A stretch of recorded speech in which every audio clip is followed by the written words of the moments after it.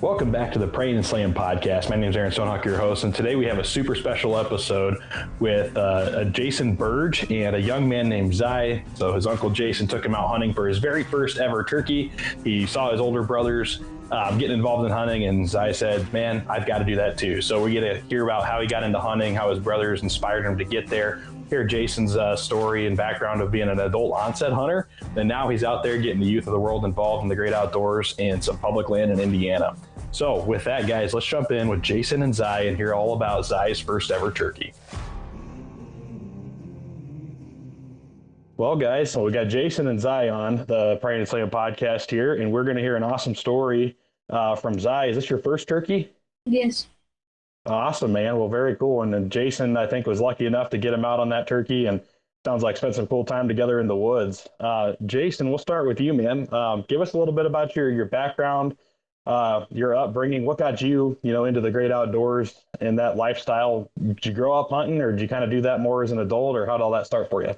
Yeah, so I did not grow up hunting at all. Grandpa did a lot of fishing. I did fishing with Grandpa, and he was originally a bird hunter. I did pheasants, quail, that kind of stuff. But by the time I got old enough to do that kind of stuff, he was already too old to continue doing that route. And I never really knew deer hunting was a thing. And back then we didn't have the YouTube and the podcast and all the cool stuff we got now. So I was probably in my mid-30s, and some guys at work were talking about 3D archery shoots. And I was like, oh, what's this all about? That sounds kind of cool. And so we talked about 3D archery shoots, and I went and got my first bow and went home and proceeded to lose every arrow I ever had. And then I learned that a bow is supposed to fit you by draw length and draw weight and size and all that. So then I went to a real archery shop and got a bow, and the rest is history. I just absolutely fell in love with it. And then I started whitetail hunting and pretty much just learned magazines and talking to friends and guys at work. And so I was like a late onset adult hunter.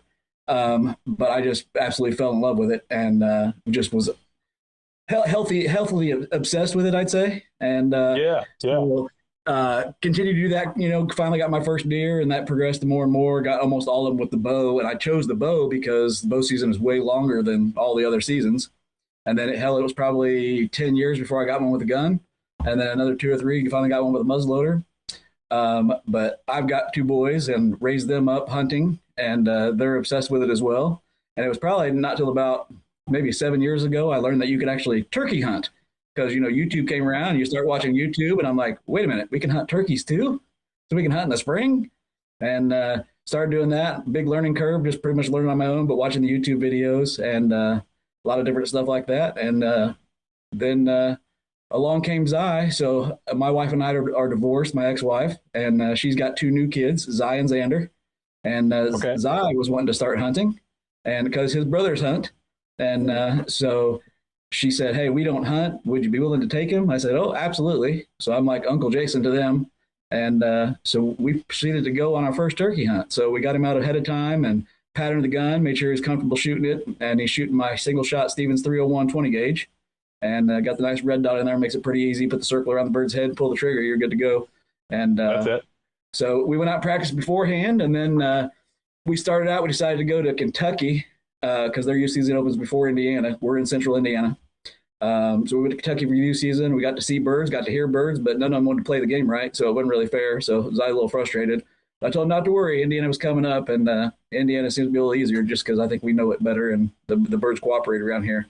But I'll let him talk about his background and what he enjoys and why he decided to do this. Well, yeah, man. Well, real quick, I got a couple things there. So, yeah, it sounds like you and I started hunting when I was like 14, but our stories are pretty darn similar. I kind of got myself into it, learned through magazines, and then, TV. There's TV shows at the time, like I said, YouTube and stuff wasn't a big deal. And I don't know what bow you started with. I grabbed one of my grandpa's old bows out of the garage that was hanging up, and that's kind of how I started doing it. Like you said, get used to shooting all the wrong ways, and then you go to your bow shop for the first time, and the first arrow I ever drew on a bow that was like put together for me, I shot it right through the ceiling of the bow shop because my form was all wrong and everything else. And learned a lot real quick. But I see a rack in the background of a bunch of traditionals and recurves. Is that all yours, or did you start there, or did you get into? Is that someone else's? I started with a used Hoyt compound, and that was the first bow I bought at the bait and tackle shop down the road that didn't fit me and was way too long of a draw length, and have done compound ever since. And then I had some shoulder issues, so I got a crossbow for a while, and I shot one deer with that, and then it just wasn't fun. And so I went back to the compound, and then I always said I wanted to do trad. And I had a recurve that I played with just in the yard once in a while. And then I said, I'm going to do trad one day. Like, I'm going to do trad. I'm going to be serious about it. And then I took a bow making class, and I actually made a bow. And that was cool. wow. To be able to make a bow and then think about going out and harvesting an animal with that. It's pretty cool.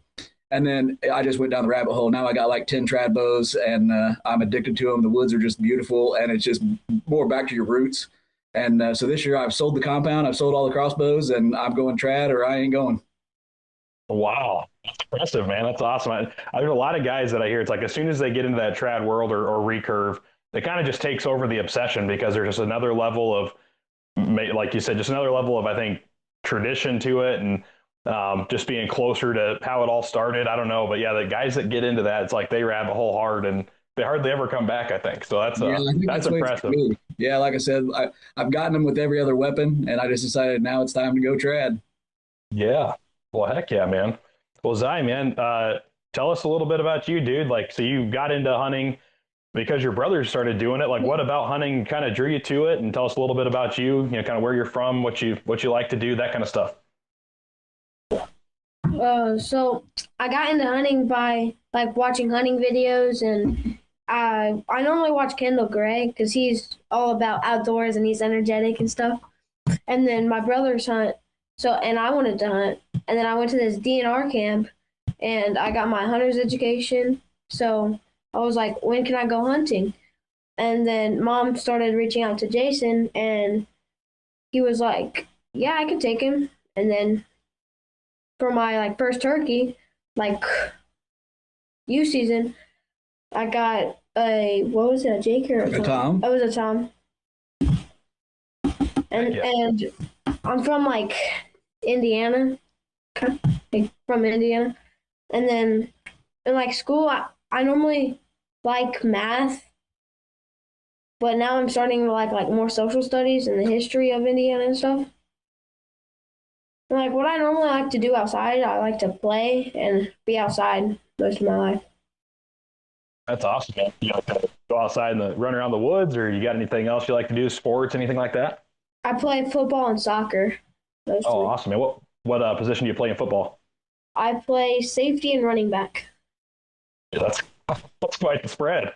That's awesome. Play both sides of the ball. My high school was real small too. We played both sides of the ball growing up, all through the youth stuff, and then into high school too. But yeah, those are some good positions there. That's awesome, man. Kendall Gray, dude. Yeah, I've got a 4-year-old here at home, and he just found Kendall Gray probably 2 weeks ago, and I don't think his YouTube channel has stopped on TV. It's 24/7. Everything Kendall does, he's obsessed with, and so he's running around the house doing all that. But that's super cool, man. What made you look up Kendall Gray one day? Did you just run across it on YouTube, or your brothers turn you on to him, or what?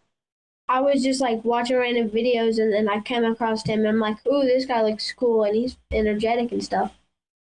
Yeah, he definitely does a good job captivating his audience. That's for sure. No, I worked with Kendall actually a little bit. I worked for 10 years in the outdoors industry, and one of the companies I worked for, we did some sponsorship stuff with Kendall and stuff too. So he's a cool dude. He's just as nice as he is on TV. So that's awesome, man.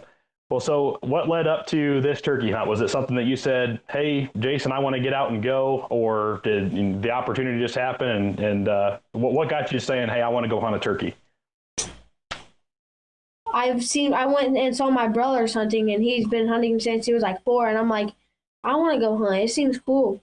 And then when I got out there, I'm like, this is boring. And then once you hear a gobble, you're like, oh my gosh, it's coming. I'm so excited.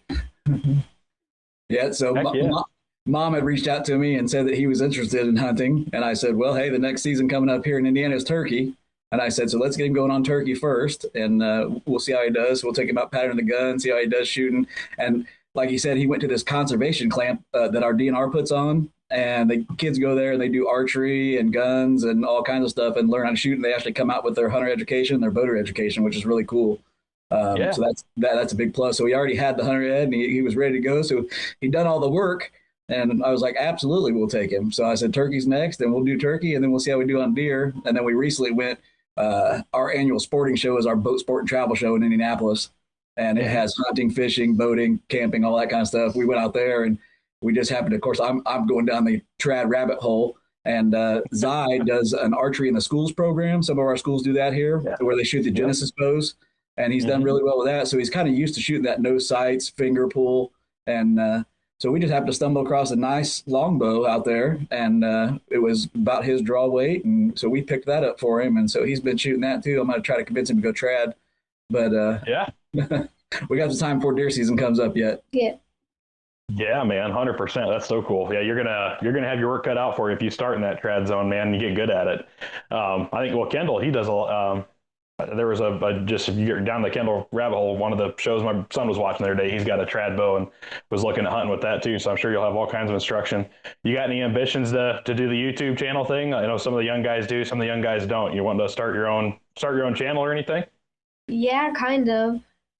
Like Kendall, he does hunting games and actually hunts, and I kind of want to get into the hunting games too. Yeah, for sure, man. Well, that'll be cool. If you ever need advice, you got a resource over here. I've been down the YouTube rabbit hole myself, so that's awesome, man. Well, tell me about this bird, guys. How did it all play out? Did you have to get up at 5 a.m. and get out there before dawn and watch them fly down, scout them the night before? Or how did this whole thing start and finish? How did it go? You sound like you know how it works almost. Yeah. I've been there. Yeah. So we knew we were playing youth season. And of course, our youth season is on a Saturday and Sunday. And then you got a Monday, Tuesday break. And then regular season opens on Wednesday and then continues out from there. So I went ahead and booked a cabin from Friday night all the way through the following Sunday night. So almost a week and a half there of a cabin. So I got off work, about 2:30 on Friday, picked Zai up, went to Southern Indiana public land where I've killed some birds, had some success in the past. We literally just drove around. We probably got down there at 5:30 in the evening, so we had a couple hours before dark. It gets dark about 8:30 or so here. So we just drove and drove and drove, and every time we saw a bird, we just pinned it on Onyx, so we knew where the birds were kind of hanging out. And as long as we know they're in the area, we got something to start with. And a spot where I had killed twice, we kind of have it's really just a 2-track, but it tends to seem like a real long grassy field. And some years they mow it, some years it's kind of high. So I said, hey, now that we've drove around, let's go in right before dark and look at this spot that I like. We got in there. The 2-track was mowed short, green grass, love it.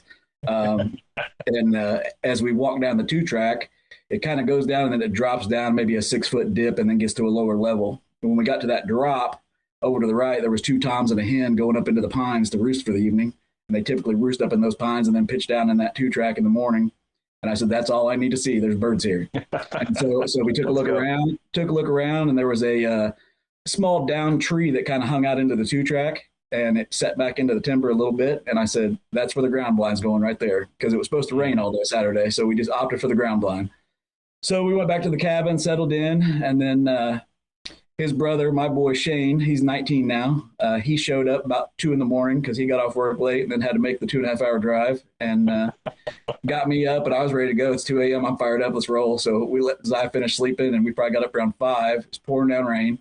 Got all ready, got situated, and got out to the spot. And by the grace of God, it stopped raining. And we walked in, set the ground blind up, and then it started raining again. So we just had this nice little break to get set up. And first thing, starts cracking light. We got one gobbling up at the pines, and I'm calling, but he's not responding to me. He's just gobbling on his own. You know how they do when they're temperamental. And he pitched down, sounded like he was working to the north, going away from us, but we got plenty of time. And we just rained, and we ate plenty of snacks and played on YouTube and whatever we could do to keep ourselves occupied. And didn't hear another bird, didn't see another bird. And this particular, our fish and wildlife area properties, you have to be out by 1. So you stop hunting at 1, be out by 2, actually out of the field. So we only had till 1, and so our hopes were dwindling, but Sunday was going to be a better day. It was going to be sunny. It was going to be nice. So our hope was for Sunday.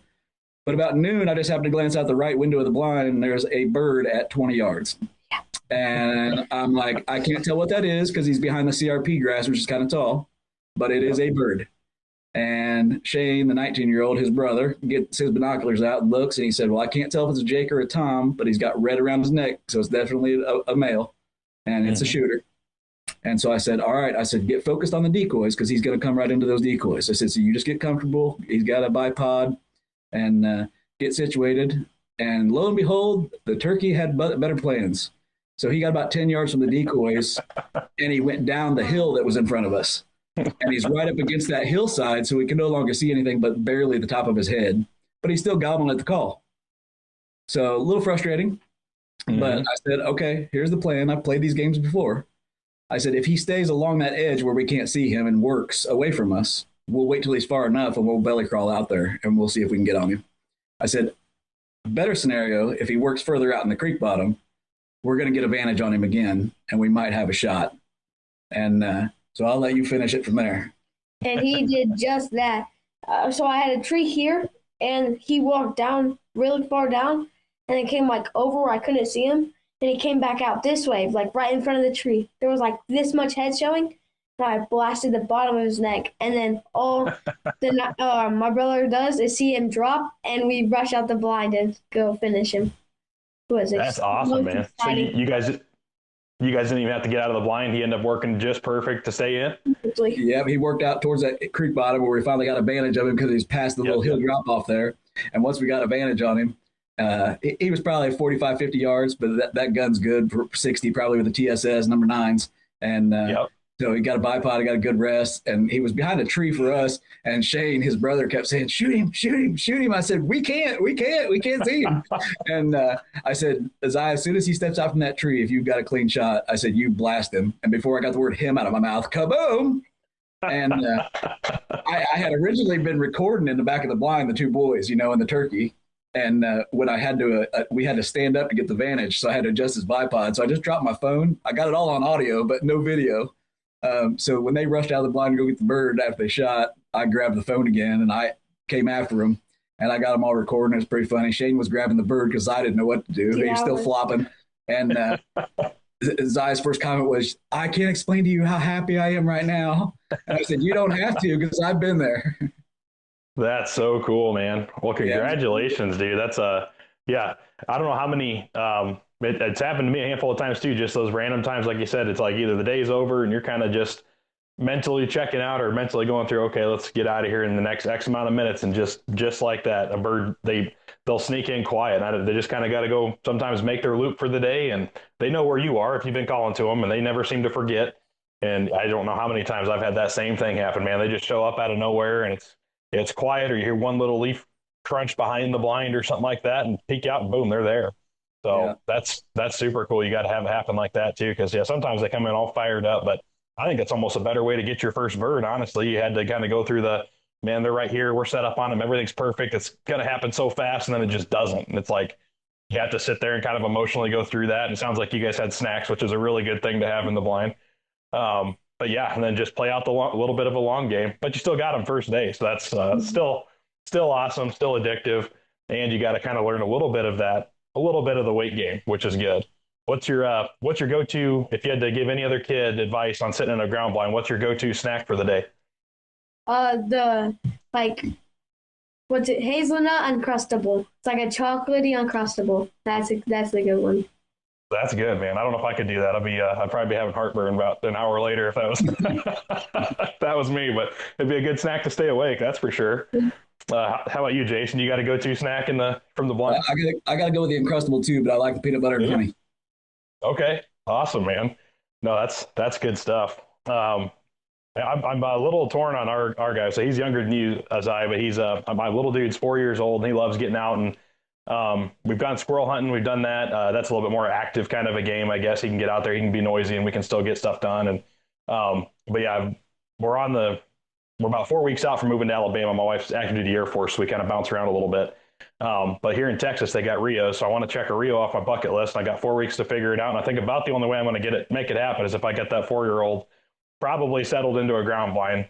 But yeah, I don't know if he's got the ability to be quiet long enough, to be honest. Maybe I can get him some Kendall Gray. You said you watched YouTube in there as well, so maybe I can get him some Kendall Gray turned on and lock him in for a minute. Yeah, we got to have the earbuds and the iPad and the Game Boy and plenty of snacks. And when his older brother Shane was little, we'd take him out and sit in the deer blind. And I'd always have you got to carry a whole thing as dad, you know what I mean? So we'd have the pillow, the blanket, the Game Boy, the whole kit and caboodle. And but one time he was curled up in the back of the blind when we shot a deer, so he's sound asleep. Yep, I've been there. I've had that a couple times taking my wife hunting. Same thing. She'll be over there, and you hear someone snoring, and you peek back, and she's taking a nap while the action's still happening. Yeah, well, so cool, man. Well, you said. No, go ahead. No, I was going to tell you, so when we was at Kentucky for youth season, so I got Zy and I got Shane, his brother, which is 19, and I'm sitting in the back kind of observing so I can record if I need to. These two are in the front. Both of them sound asleep snoring. So I took a picture of both of them and sent it to Zy's mom and Shane's mom. And I said, hey, it's weird how they have different dads, but they have the exact same hunting style. They're in some blood, man. That's awesome. That's so cool. Well, you said you'd never been happier. I can't believe how happy that you made me or something here with the turkey there. What was your favorite part about the whole experience? Just seeing it and then him gobbling. Oh yeah, man. That's I don't think you can shake that out of anybody. You hear that first gobble, and like you said, it is kind of boring if nothing's going on or you're not hearing birds. And yeah, there's something about that first gobble, man. It just, you never forget it, and it gets you fired up every single time you hear it. Like my heart still pounds just thinking about it. So that's super cool. Then when you finally got your hands on them, what were your first thoughts about being that close to a turkey? In the woods or on the water, it's the small details that dictate success or failure. A ruined diaphragm call or a lost fly isn't just a nuisance, it's a blown opportunity. You spend thousands on the hunt, don't lose it because you didn't protect your tools. Puck Outdoors has solved this with their 100% made in the USA modular twist lock storage systems. For hunters, the Puck keeps your elk and turkey mouth calls protected, organized, and dry, and ready to run. No more warped reeds, searching through pockets, junk drawers, or the truck floorboards. For fishermen, the Fishing Puck features a magnetic tray in 4 modular compartments to keep your hooks, flies, and weights locked down and exactly where you need them. It's compact, it's rugged, and it's built to keep your most critical gear in peak condition season after season. The best part is they fit right in your pocket, your bino harness, or your fishing vest.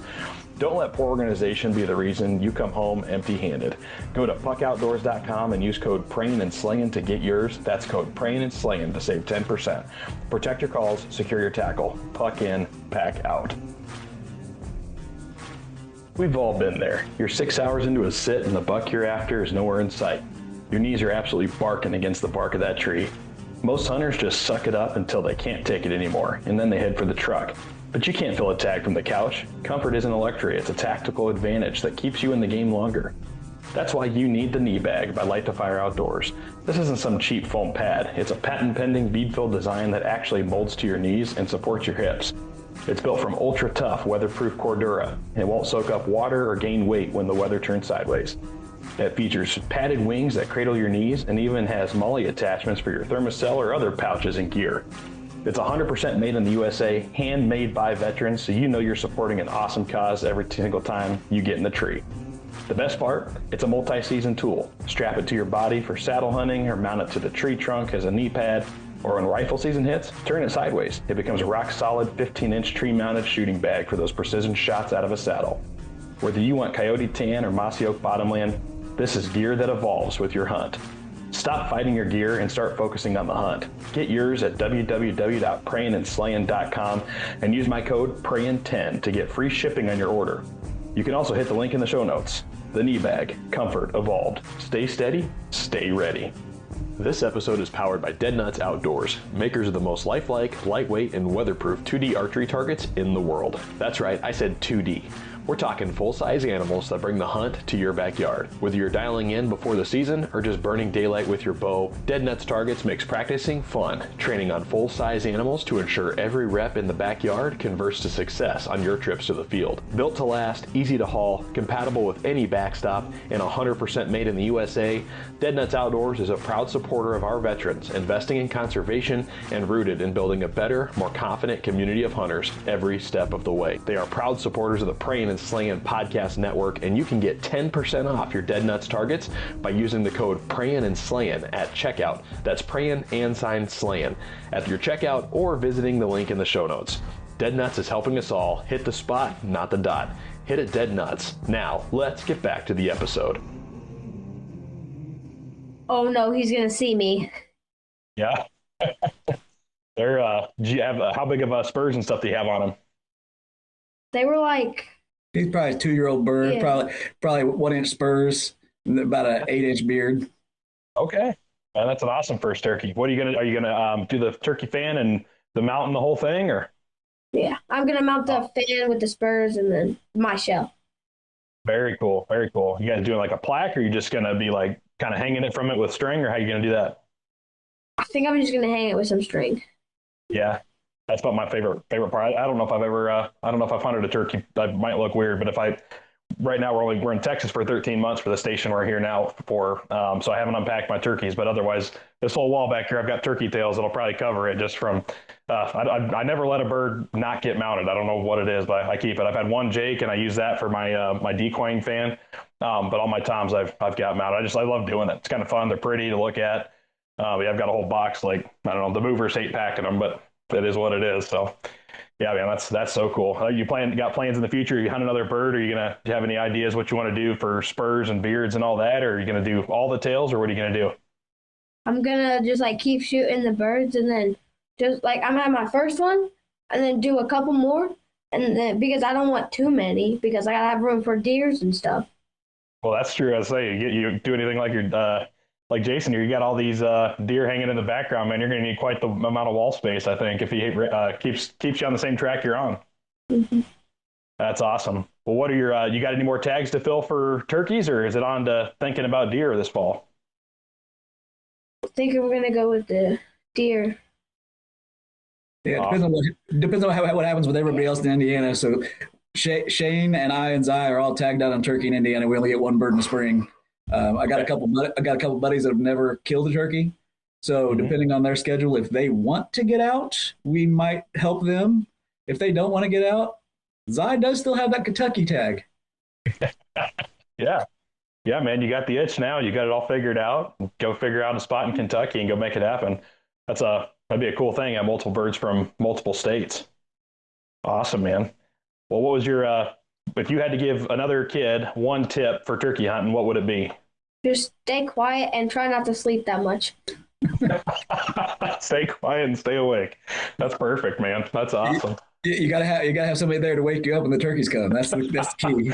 Yeah, have a human alarm clock. That's for sure. How about you, Jason? Man, you've just had sounds like you've had quite a bit of experience getting young bucks out in the field and over the years. And what would your advice to be to parents to doing that?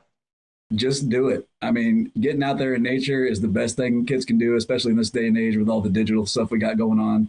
Anything they want to do outside, if you don't know how to do it, ask. Somebody will help.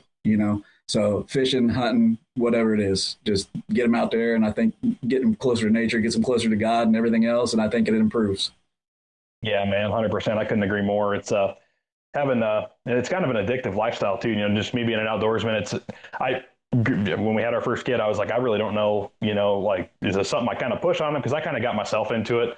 My dad had some hunting stories from when he was a kid. He never really got into it, but he'd gone hunting with some uncles and things like that over the years. And my grandpa had one deer hunting story when Iowa first opened its very first deer season ever. He got a deer that year, and so he had a cool story to tell about that.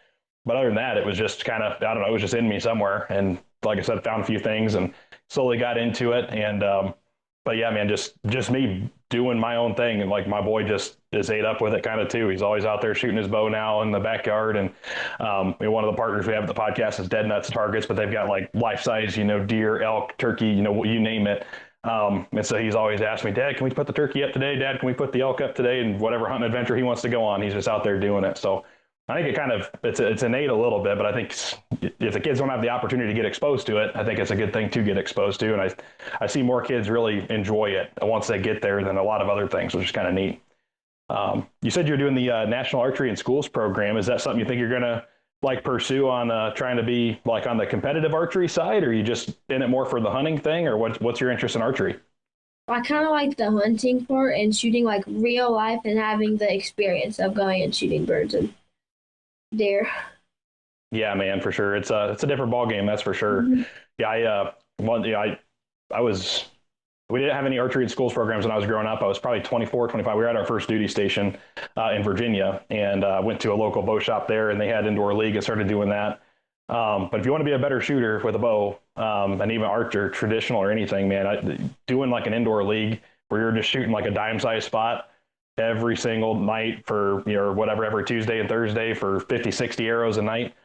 I mean, it doesn't matter on my targets now. It's like I get a quarter size hole punched in every single one of them, just because you get so used to doing that same thing over and over. So you want to be a better archer. I think those programs are fantastic. Just it builds the consistency. You build that muscle memory and the form and all that. And having that at your age, that's awesome, man. You're gonna be a lights out killer, I think, by the time you get to be your pops age. So that's awesome. Yeah, after we got that longbow for him at the Boat Sport and Travel Show. We went to our first 3D shoot, or his first 3D shoot, just a practice shoot, So we have a club here locally, Whiskey City Traditional Archers in Milan, Indiana. So we went down there and did an outdoor 3D just for fun. And Zai whooped me and Shane with his new bow. So that's awesome. Did you guys keep score? How bad was it? Like 5? Yeah, I don't remember. We did keep the scorecards, but he beat us by 5 or 10 points. So that's awesome, man. Well, very good. Were there any tough targets that you found were harder to shoot than others, or were they all kind of the same? There was one where it was like in the trees, where there were like little trees, and he ended up shooting through the tree and not hitting the target. I think if we've done it long enough, I think we've all left an arrow in a tree at least once. So. Yeah, a buddy of mine has one mounted. He shot the bow right through the tree and missed the deer. And one of our other buddies that was with him went and cut the tree and took the portion of it and had it mounted and gave it to him for Christmas. That's awesome, man. That's so cool. I don't know. Does Indiana do any of the total archery challenges or anything like that? Yeah, we do them here. We have in Southern Indiana. My oldest son, Jeremy, he likes to do those. So he's a compound shooter, and he's a big old boy. He's pulling like 80 pounds, and he likes to do the tacks. I've never done one, and with trad, I don't know if I can, shoot that far, but we'll see.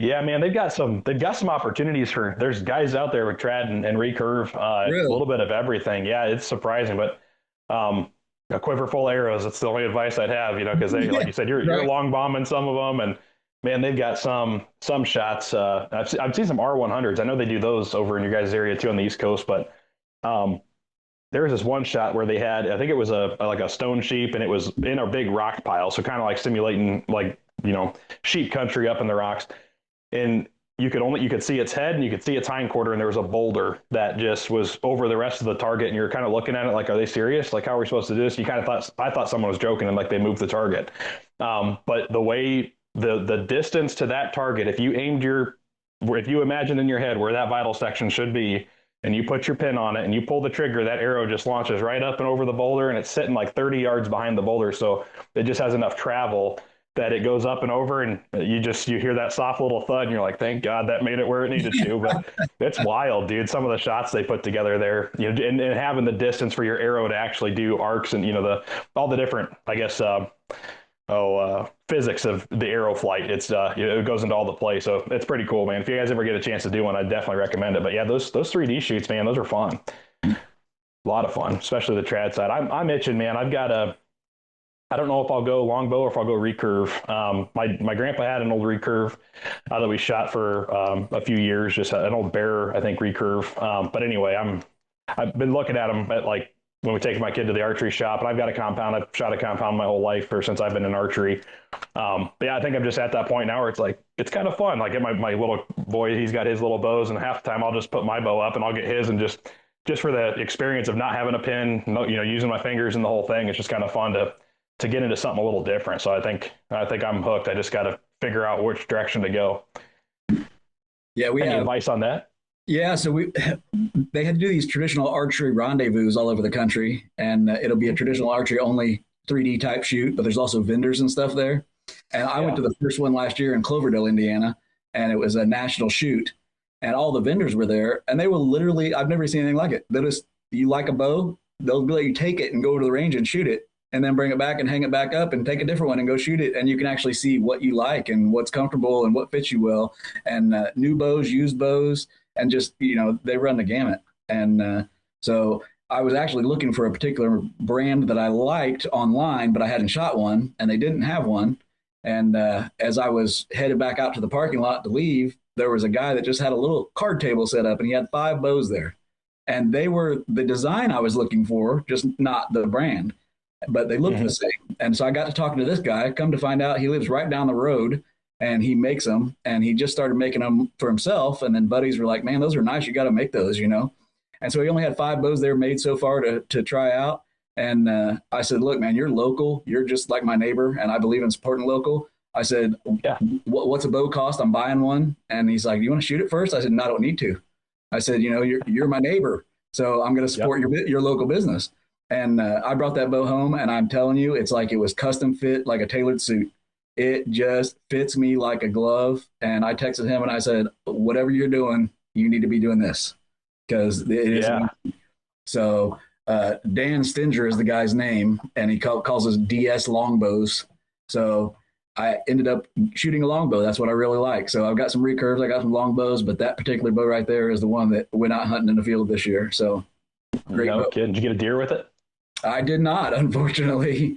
So I finally got a doe during firearm. We had a rough season. Like I just was not seeing deer, but I have a lease here locally that I can hunt. Otherwise, we hunt pretty much public in southern Indiana. But I found a lease close to the house. It's only 20 minutes away.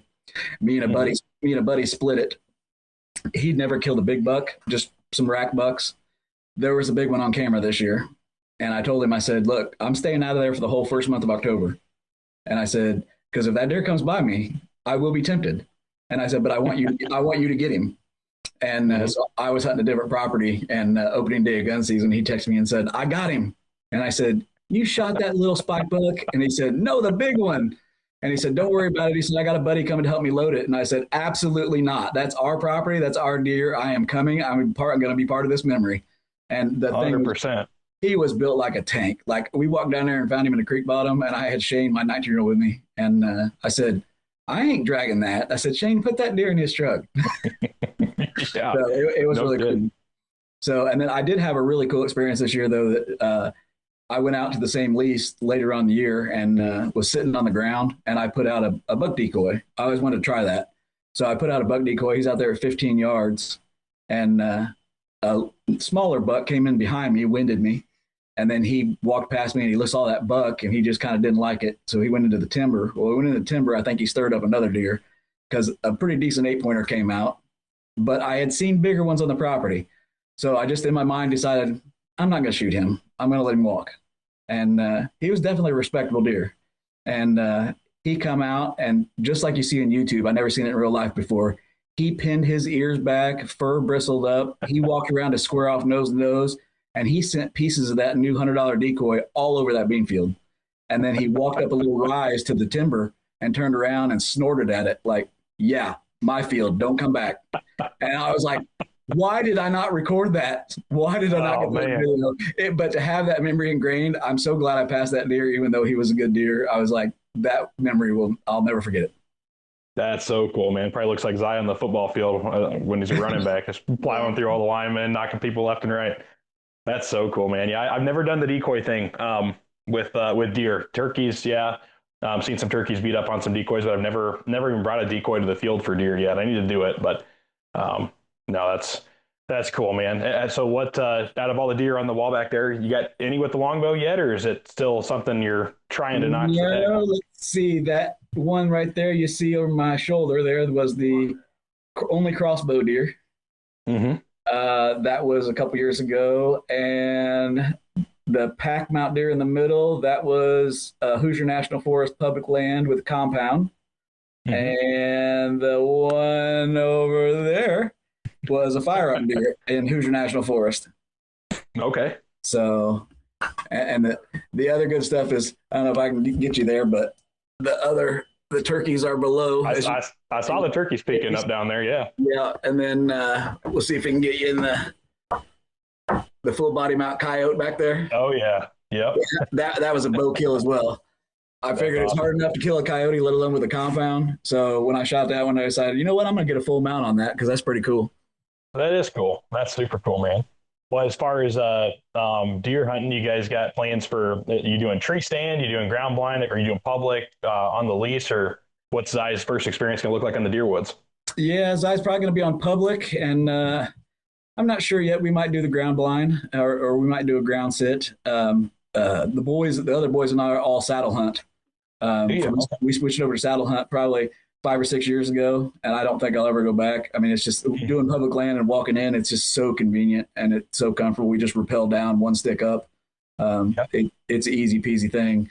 So the leases are pretty much just the lease people. So me and my buddy Brandon are on those. So I can't really take the boys there. So we'll hit some public land, and but we've been successful on public land for years. So I don't think we'll have any issues. So. That's so cool. Yeah, you got your teeth right on that public ground stuff, man. That's cool. I grew up in Iowa, hunting a couple farms around town that just had permission to go on with family friends or whatever. And then ever since we moved, it's been public for me. And I don't know, like we went to Montana for 5 years. Got some really cool experiences out there, but that was when I started really looking hard at saddle hunting because I don't care what river bottom you go to in Montana, there isn't a straight tree out there. They're all twisted up cottonwoods or, deadfall and this and that. And so I had the itch to get into saddle hunting, and our last station was over in Maryland.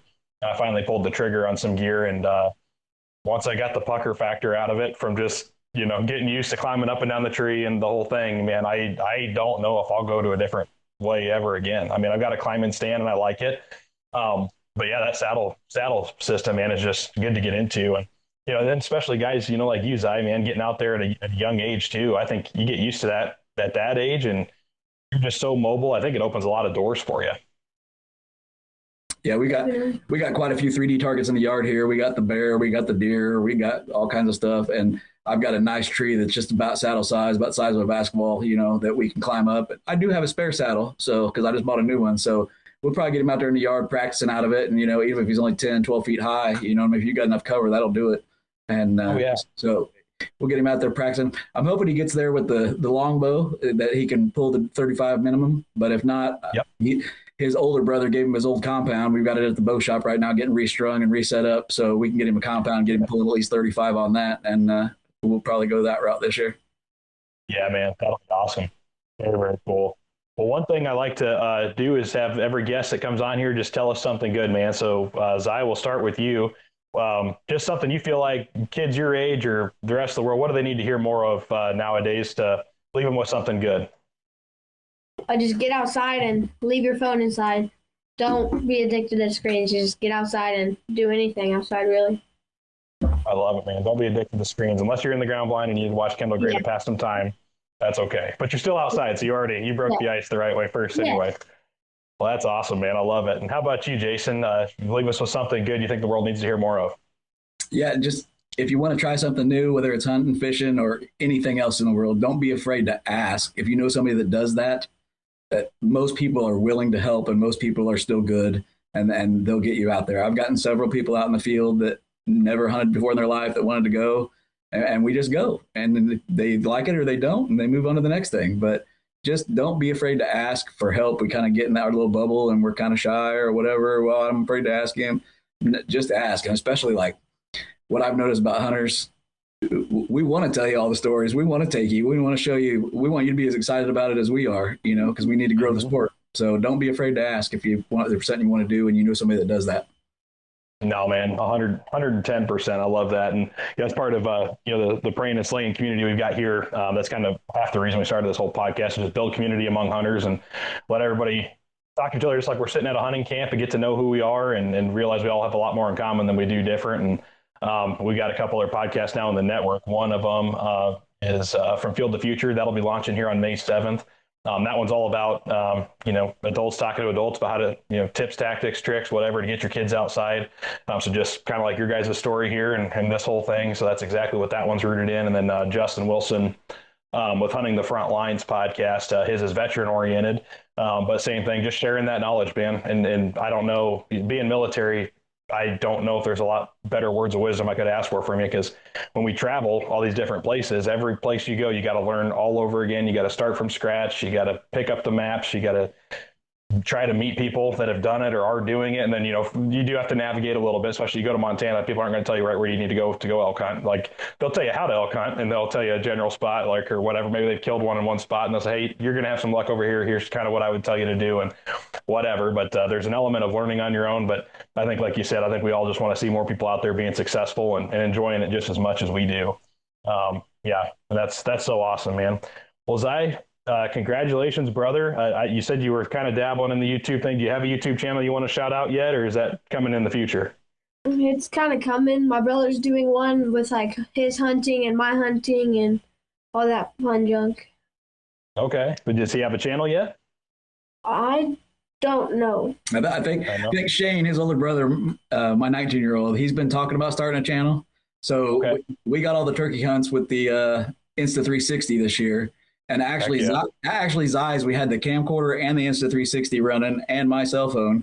And then the turkey decided to do the wrong thing, so he got off frame and got all messed up. So we got his recovery on that. But both Shane and I's turkeys are both on film, so I think he's going to get started and try to get him a YouTube channel going. And I think we have a common friend, Jeremy, on Public Grind. Jeremy's a buddy of mine. He lives in Southern Indiana, and so we actually met on public land. I'd walked about 3 miles deep in a public land one year, and it was getting to be about 11:30, about time to go get some lunch or whatever. And I heard some guys talking behind me, and I was like, well, that's time to leave. There's guys coming in, And I turned around and looked over the creek, and Jeremy, who I didn't know at the time, and his uncle were back there going to check a cell cam. And he goes, "Where did you come from?" And I said, "Well, I came all the way up from the highway." And he goes, "You realize there's a parking lot right here, right?" And I said, "No, really?" And I said, "I didn't see that on Onyx." He goes, "Come on." He said, "We'll take you back to your truck." And That's so awesome. we got to chatting, and come to find out we've been hunting the same public land in Kentucky. We've been hunting a lot of the same public land in Indiana. And how we never met before, I don't know. But we've kind of became good buddies, so pretty funny. That's amazing, man. Yeah, he's good people, dude. That's cool. He's been on the Hunting the Front Lines podcast a couple of times. I bug him every time he kills something to come on this one. We just haven't got him on yet. We still got to twist his arm and get him here, and I'm sure we will. He's just a busy dude, man. When it's season, he's gunning 24/7, so it's hard to get him time to record. So maybe midsummer, if he's not fishing or something, we'll catch him, or checking cell cam. So no, that's super cool, man. When you guys get your channel started, be sure, if you're not already, we just started our Prayin and Slayin. We call it the Campfire Community Group on Facebook. We'll get you added to that if you're not already there. But yeah, man, when you get that channel started, let us know so we can drive people your way and start watching your cool hunts. And anytime you guys get any more cool hunting stories, man, we'll be following you. Be sure to reach back out and say, "Hey, man, we got another story to share, and we'd love to have you back on." All right, sounds good. Definitely. All right, guys. Well, thank you so much, Zai. Again, congratulations to you, Jason. Keep getting those kids outdoors, brother. It's an awesome thing, and sounds like you're raising these boys right. So that's awesome, man. Yeah, appreciate you having us. Good to meet you. Hey, you too, guys. We'll talk to you later. All right, Bye. goodbye. Well, there you have it, guys. That was Jason, Burge, and Zai. And congrats again, Zai, on your very first turkey, man. Welcome to the Brotherhood of Hunters, dude. We're so excited to have you. So excited that you decided to step outside your comfort zone and see that your brothers are out doing stuff that you wanted to do and step up to the plate and make something happen for yourself. And Jason, man, keep doing what you're doing, getting those youngsters outside. Sounds like you've had your hands full over the years doing it, and you're quite experienced. And thank you for all the tidbits of advice getting out there. We're so excited that you got Zai on his first bird. And again, we couldn't be more proud of him. So a huge pat on the back from the entire Prayin and Slayin community to Zai, and also to you, Jason, to get that first bird in Zai's hands. I love what Zai left us with, man. Leave your phone inside. Kids, if you're listening, put your phone down, get outside, go do something fun. I just actually picked up some rubber band guns here during our move, and me and my wife and our little 4-year-old were outside shooting those and having a blast, man. There's a lot of fun to be had outside, whether you're hunting, fishing, I don't care. Go out and listen to the wind, get bored, go run through the timber, break some sticks, climb some trees, do something, man. Follow Zai's advice, get outside. It's a way better place out there than it ever will be on a cell phone or in those micro little worlds that technology lets us brain dive into sometimes. And then I love also what Jason said, don't be afraid to ask for help. If there's something you want to do, go ask somebody. Go find somebody who knows how to do it. Step outside your comfort zone, ask for help, ask to get intro to the sport of hunting or fishing, or maybe it's something, maybe you've got a new skill you want to learn at the workplace. I don't know what it is, but if you don't ask, you're never going to get there. The verse that reminds me of is Hebrews 4:16, and it says, "So let us come boldly to the throne of our gracious God. There we will receive his mercy, and we will find grace to help us whenever we need it most." You know, if we don't ask Jesus to come into our hearts, he won't come in there. It's part of us being human. It's part of how God created us to have autonomy over our choices. And ultimately, it's up to us to take that first step forward, step up to the throne and say, God, Jesus, I need you. Come into my heart. And then from there, he promises we'll receive his mercy and we'll find grace. But if we don't take that first step and we don't ask, why, it's up to us to make those first things happen. We have to come to him. We have to take the step of faith. We have to step outside our comfort zone. And that's the same thing with life, man. If there's something you want to learn, or there's something you want in your heart, or an experience to have, man, and you don't know how to get there, go ask somebody. And that's what we're doing here at Prayin and Slayin, man. We're building a community, and that's what life's all about. So with that, guys, go get outside, leave your phone inside. Don't be afraid to ask somebody to help you learn something new today. And go check out all of our partners. It's the perfect time to be shooting your dead nuts target. Summer shooting season is here. Dead nuts makes practice for the field like as real as it could possibly get. Go check those out. Use code Prayin10. Go check out Puck Outdoors. You might have an elk hunt coming up this fall. You need something to store your reeds, or even for those little backyard fishing adventures, man. The fishing puck is awesome to keep all your little fishing lures, or if you're a fly fisherman, holy crap, dude. The entire fly fishing kit that goes right in your pocket has magnets in it to keep your fishing lures where they need to be so they're not flopping all over the place, sticking yourself with hooks, all that. Go check out those guys. Again, Prayin10 for 10% off your purchase there. And of course, saddle season's coming too. That's the earliest season, is early archery, baby. So go get yourself a knee bag from us here at Prayin and Slayin and Light the Fire Outdoors, and protect those knees against the trees, and support veteran hunting licenses along the way. Use code Prayin10 for free shipping on that. And guys, as always, Zai, congrats, a huge congrats from us again. So go get out there, go ask to do something new today, leave your phone inside, and keep praying and slaying.